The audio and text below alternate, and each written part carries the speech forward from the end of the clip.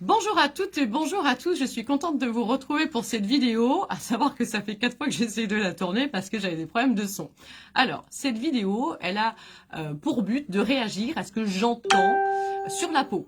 Et ce que j'entends, c'est tout et n'importe quoi. Donc, je voulais réagir sur le n'importe quoi. Et le thème précis, c'est est-ce que je dois faire peeling plus abrasion avant le micro-needling, tout ça dans la même séance. Ma réponse, évidemment, c'est non, je vous déconseille de le faire dans la même séance. Alors, je coupe le son quand même sur mon téléphone à moi. Pourquoi? Je vais argumenter, je ne vais pas m'arrêter simplement à un non. Alors, je vous montre ce schéma-là. Voilà le schéma de la peau avec l'épiderme plus le derme. Vous connaissez votre schéma de peau.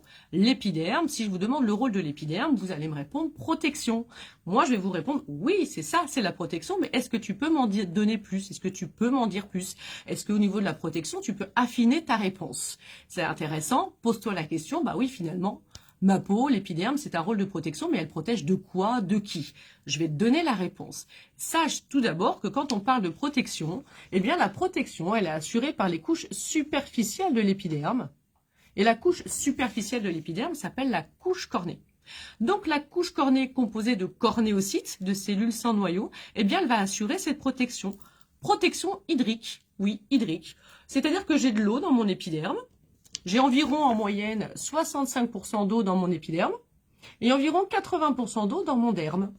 Donc cette eau-là, qui est fabriquée, synthétisée par mes cellules, par ma peau, eh bien, elle est protégée par la couche cornée qui va éviter que cette eau s'évapore. C'est ce qu'on appelle les pertes insensibles en eau.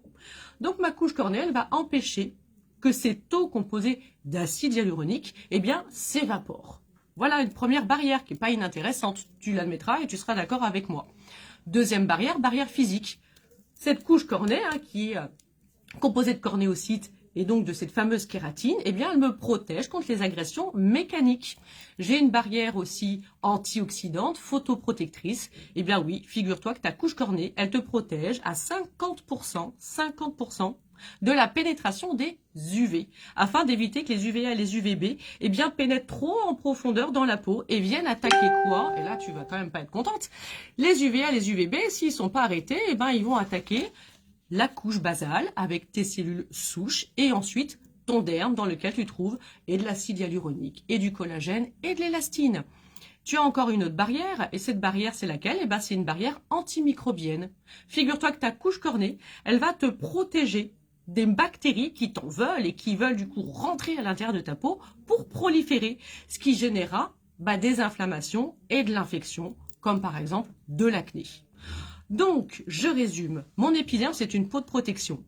Mais cette peau de protection, elle est beaucoup plus fine que ce que tu pensais ou des souvenirs dont on a, et elle est assurée par la couche cornée. Alors, pourquoi veux-tu cumuler peeling, abrasion et micro-needling dans la même séance sur la peau de ta cliente, au risque de lui retirer de façon assez conséquente cette protection naturelle que ta peau, que ma peau, que la peau de tout le monde, hommes et femmes, s'échine à fabriquer pendant la kératinisation. Alors, je vais t'expliquer et ça, je vais prendre un schéma pour ça, un schéma que j'ai pris sur un site qui s'appelle la Fondation Dermatite Atopique. Quand même pas rien. Eh bien, regarde ce qu'il t'explique. Il t'explique qu'une peau normale, elle a sa protection. Et donc, ça limite les PIE. Je garde mon eau à l'intérieur de mon épiderme et j'empêche les attaques qui proviennent de l'extérieur, c'est-à-dire les particules de pollution et tout ce qui peut être les bactéries. Mais si cette protection ne peut plus faire son job parce que je l'enlève, eh bien, qu'est-ce qui se passe? Tu vois, je vais créer des inflammations, je vais créer des attaques parce que mon eau, les 65% qu'il y a dans mon épiderme, eh bien, cette eau-là va s'évaporer. J'ai plus ma barrière hydrique qui est composée de cette couche cornée et de mes phospholipides. Et en plus, qui est à l'extérieur, les bactéries, les allergènes, les polluants vont pénétrer. Et c'est ça qui va donner de l'infection et de l'inflammation à ta peau. Et c'est ça qui va faire vieillir ta peau beaucoup plus vite. Barrière de protection, plus de barrière de protection. Et à force de continuer, eh bien regarde, tu vas avoir une peau très inflammée, rouge, parce qu'à force de faire des techniques abrasives cumulée et incessante, eh bien cette peau qui était normale, eh bien elle va être de plus en plus réactive, de plus en plus sensible. Et donc le vieillissement va s'accélérer. C'est ce qu'on appelle les facteurs extrinsèques. C'est pour ça que nous, au niveau de la technique stimulation cellulaire avancée, on déconseille de cumuler des techniques enzymatiques ou mécaniques avant la séance de microneedling et qu'on ne met pas de produit pendant la séance de microneedling. Je ne fais pas de technique abrasive parce que j'en ai pas besoin et surtout mon objectif c'est de laisser la peau saine et de laisser cette barrière de protection.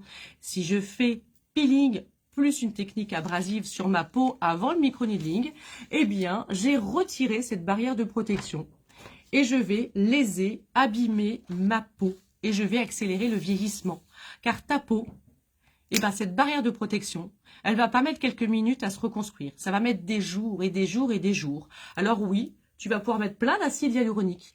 Mais est-ce que tu préfères conserver l'acide hyaluronique que ta peau fabrique ou tu préfères ramener de l'acide hyaluronique synthétisé de l'extérieur sur ta peau?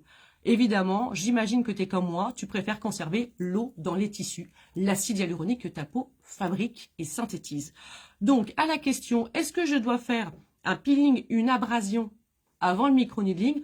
Non, ce n'est pas nécessaire et surtout tu te tires une balle dans le pied parce que du coup tu fais vieillir la peau de ta cliente beaucoup plus vite. Deuxième chose, tu ne me crois pas sur parole, mais je vais te donner juste un petit sujet de réflexion. Il s'avère qu'il y a des médecins généralistes qui sont spécialisés en mésothérapie. Mésothérapie, traitement, hein, pas technique esthétique.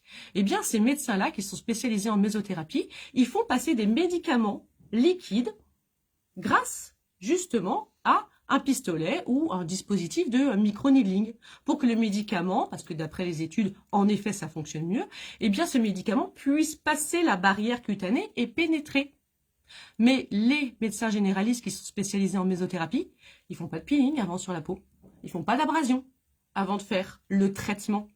Donc, on a des médecins qui font des traitements, ils font passer des médicaments par voie topique sans ces techniques-là. Parce que ce n'est pas nécessaire. Voilà, petit sujet de réflexion. Donc, ne cumulez pas dans la même séance plusieurs techniques. La peau vous dira merci de les faire si vous voulez, ces techniques-là, mais le long d'une cure, pendant un protocole, à des séances qui sont différentes, pas dans la même séance. Voilà, j'espère que cette mise au point a été claire pour tout le monde. Je vous embrasse, je vous dis à bientôt. Sachez quand même, petite dernière info, pas des moindres quand même malgré tout, c'est qu'on a des formations à travers la France, ACSPEN, stimulation cellulaire avancée, où on vous apprend la technique de microneedling spécifique à ACSPEN, mais en plus on vous donne des connaissances pour que vous puissiez justement dialoguer avec votre cliente et lui expliquer le réel fonctionnement de sa peau. Donc ce sont des formations sur 2 jours. Moi, ma prochaine formation, là, elle est sur Lyon, eh bien, elle est fin février. Mais j'en ai à Paris, j'en ai à Strasbourg, il y en a partout en France.